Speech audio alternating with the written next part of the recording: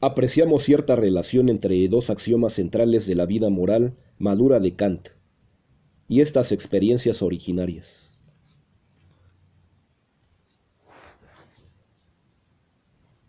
En primer lugar, Kant siempre pensó que la religión debía fortalecer los aspectos de la moralidad, como sucedía en casa de sus padres, y no a la inversa, como vio en la escuela.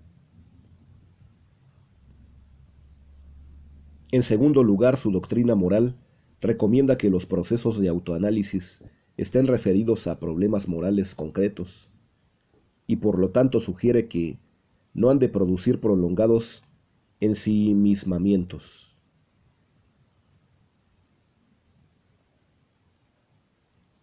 La reflexión estaba al servicio de la vida moral, no de la vida religiosa.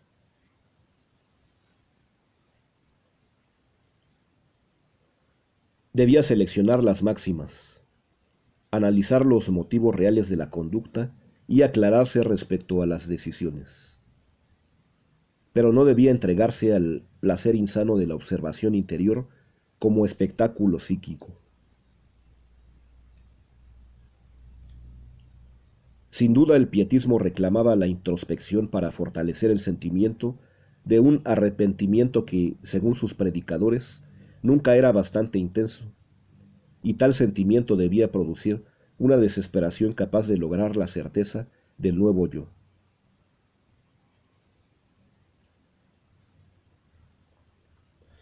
Aunque muchas de estas metáforas siguen rondando misteriosamente por la doctrina moral de Kant, al menos él tenía claro que el cambio radical de la subjetividad hacia el bien, repentino y radical, no podía producirse por ese intelectualismo tecnificado que exige una y otra vez arrepentimiento y desesperación.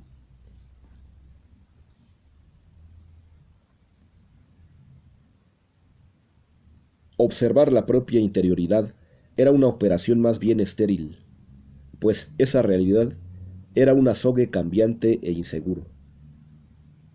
Era mejor sugerir que en esa inclinación hacia el bien se presentaba una expresión de la libertad.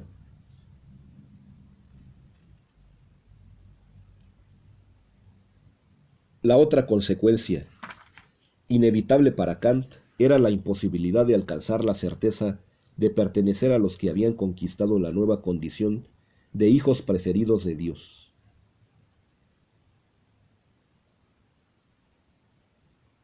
Esta selecta y puritana dimensión del pietismo fue consecuentemente negada por Kant. La libertad era universal, formaba parte de la personalidad racional, estaba al alcance de cualquiera, y de la misma forma que en cada acto se podía seguir una máxima buena, también podía seguirse una máxima mala. La certeza pertenece a los electos, a los salvados, a los predilectos hijos de Dios. No fue nunca propia de Kant. Es más, esta actitud le pareció la muerte de la vida moral y el comienzo de múltiples ligerezas morales.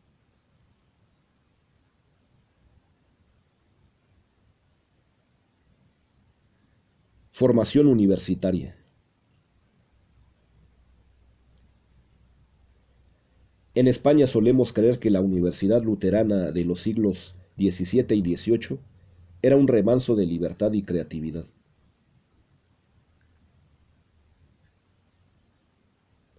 Como había sucedido con la confesionalización católica, la luterana generó una universidad muy conservadora, y la modernidad científica no emergió de sus aulas. Como institución destinada a fortalecer la cohesión social de los incipientes estados mediante los funcionarios adecuados, la universidad servía al mantenimiento de la religión oficial y tuvo en la Facultad de Teología su lugar central.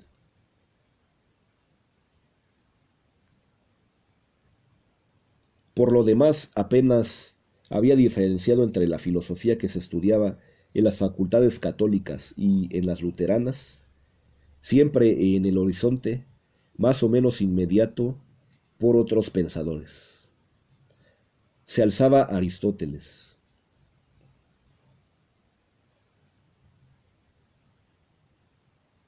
Es verdad que hay profundas distancias entre un buen Aristóteles y el que se enseñaba en Salamanca, pero la cortedad de miras, la esclerosis y la rutina dominaban por doquier a un lado y otro de la frontera religiosa.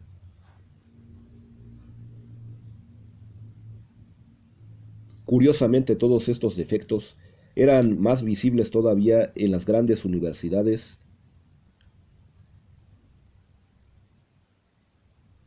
Königsberg, una ciudad cosmopolita de la frontera eslava y alemana, fue de las primeras, junto con Halle, en la que se dejó sentir la influencia del pensamiento más avanzado.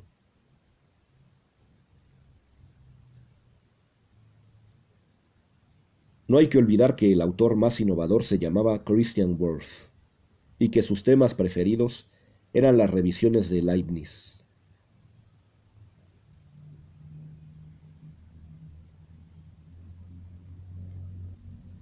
Esta fue la universidad con que se encontró Kant, influida por el pietista Johann Schulz, cuando ingresó en ella hacia 1740.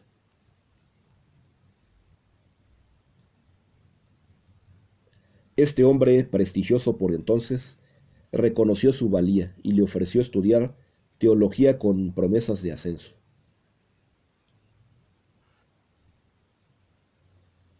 Por aquel entonces, Kant se inclinaba por la medicina, como es comprensible en un ser humano de salud tan frágil. Por lo demás, era un estudiante admirado.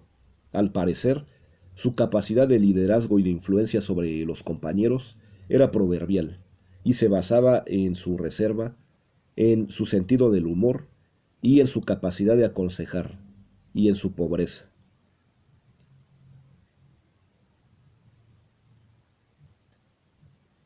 Los jóvenes mejor situados podían ejercer la gratitud por sus consejos al brindarle bienes de los que el joven Immanuel carecía.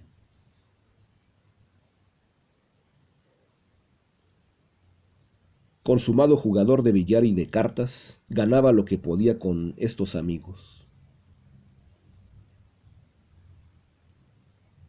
Luego, al llegar la hora de organizar las diversiones por las calles, Kant se retiraba a su Cicerón, su Demócrito, su Montaigne y su Erasmo, sus lecturas favoritas de aquel tiempo y de las que siempre acaba destilando frases en su filosofía.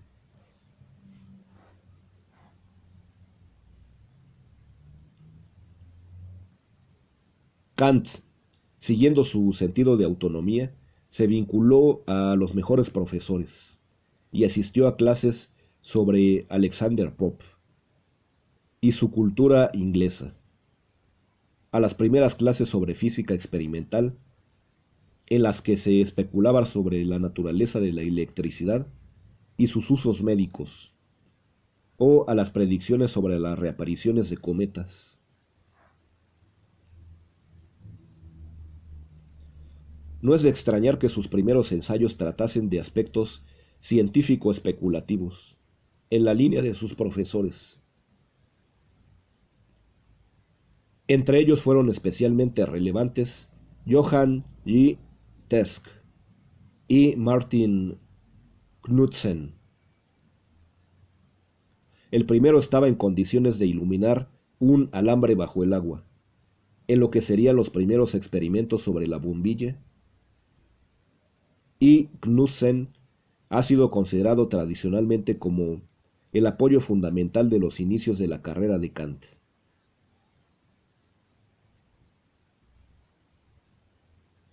Hoy, gracias a la insuperable biografía de Manfred Quine, sabremos que no fue así.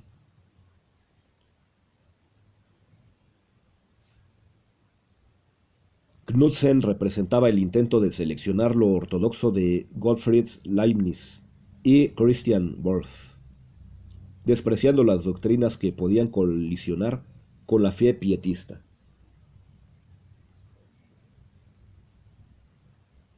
Entre estas se hallaba la de la armonía preestablecida, que iba tanto en contra del creacionismo como de la teleología con la que Dios dirigía la creación.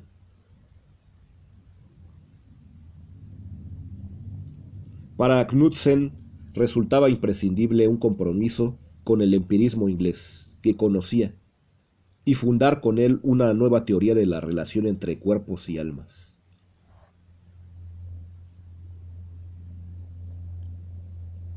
Fruto de este esfuerzo fue su prueba filosófica de la verdad del cristianismo, que editó en 1740, época en que Kant se matriculó en la universidad.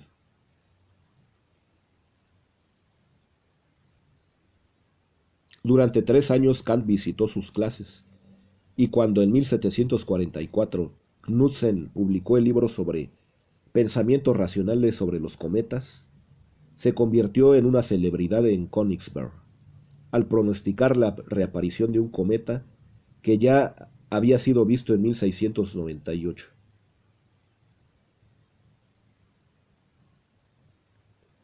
Luego se demostró que alguien había hecho ya antes la misma predicción y que el célebre matemático Leonhard Euler argumentó que no se trataba del mismo cometa, sino de otro nuevo.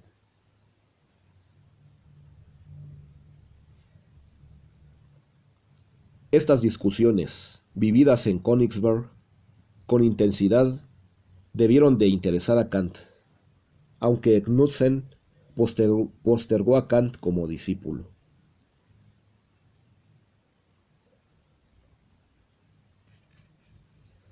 La tradición que quiere ver en Kant un hombre predestinado a triunfar ha ignorado este hecho, y en realidad nadie por aquel entonces pensaba que posponer a Kant fuera una injusticia.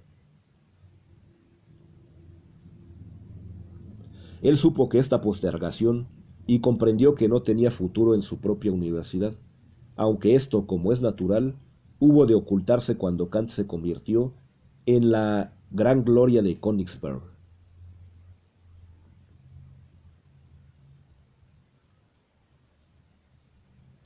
Su noble confianza en sus propias fuerzas salvó a Kant en aquellas circunstancias.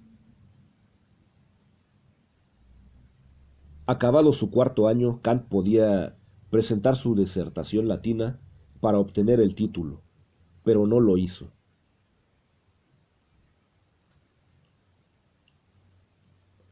Hacia 1744, precisamente cuando terminaba dicho 4º año, su padre cayó gravemente enfermo, y mientras lo cuidaba, lejos de las clases, escribió su primera obra, una autoafirmación frente a sus profesores.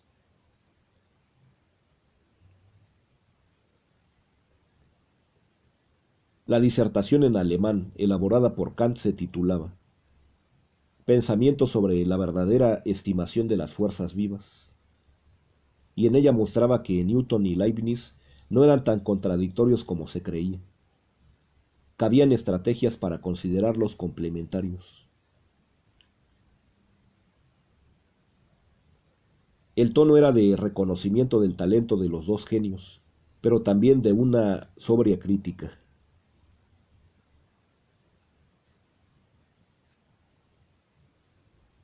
Antes de ofrecer la disertación latina para el título de Magister, Kant salía a la arena filosófica, allí donde sin duda se sabía más fuerte, en el campo de las disertaciones conceptuales.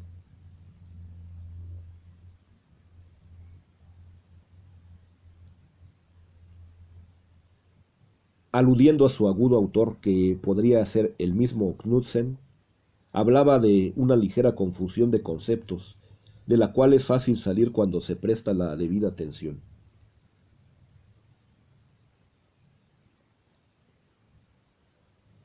Con este cambio conceptual se podía evitar la contraposición entre Newton y Leibniz, aunque tal gesto de superioridad sobre los maestros no iba a ser olvidado. Quine sugiere que es muy posible que este ensayo fuera rechazado como disertación latina y que por ello Kant se vio sentenciado en sus pretensiones de llegar pronto a la universidad.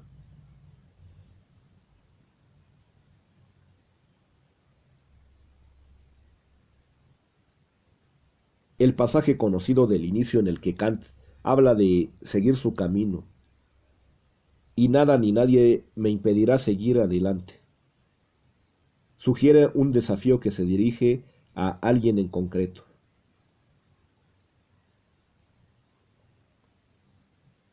Que Kant sabía lo que hacía se muestra por el hecho de que mandó una copia a Euler, el enemigo de Knudsen, a quien el matemático había ridiculizado por su incapacidad de darse cuenta de que el cometa de 1744 no era el mismo que el de 1698.